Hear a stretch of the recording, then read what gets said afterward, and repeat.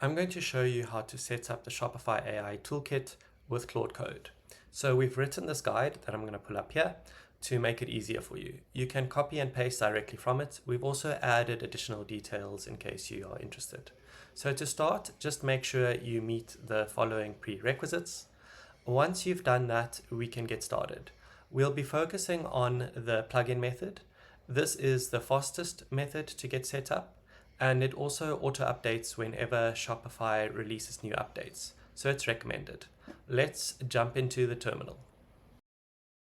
In the terminal, I'm just going to quickly open up the correct folder here. Then I'm going to open up Claude. The first thing I want to check is if we have the right node version installed. And now I'm also going to check if Shopify CLI has been installed. Okay, so we are, let's just confirm this, all good to go. Let's copy and paste that first prompt. So this actually just confirms, or rather ensures, that the toolkit has been added as an available plugin. So that's what we're doing here as step number 1. And then step number 2, let's just copy and paste it over here, is now actually going to go ahead and install the toolkit. So pushing enter, let's just wait for it.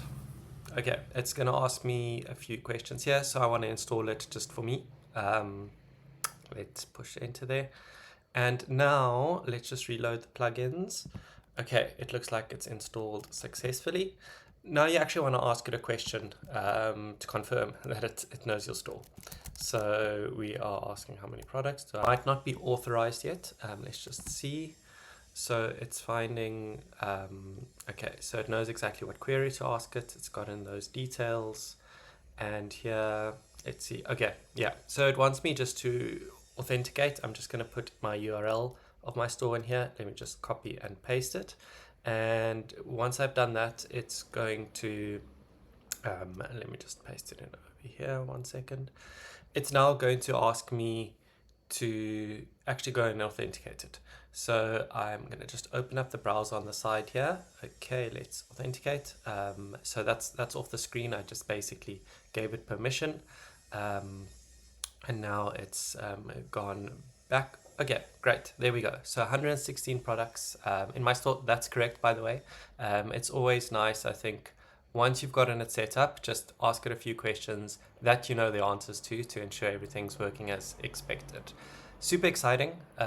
Also, just watch out. I think as a general rule, anything read stuff, so asking it for information, etc., is super low risk. But as soon as you start editing stuff on your store, note it's your live actual store, so things can go wrong.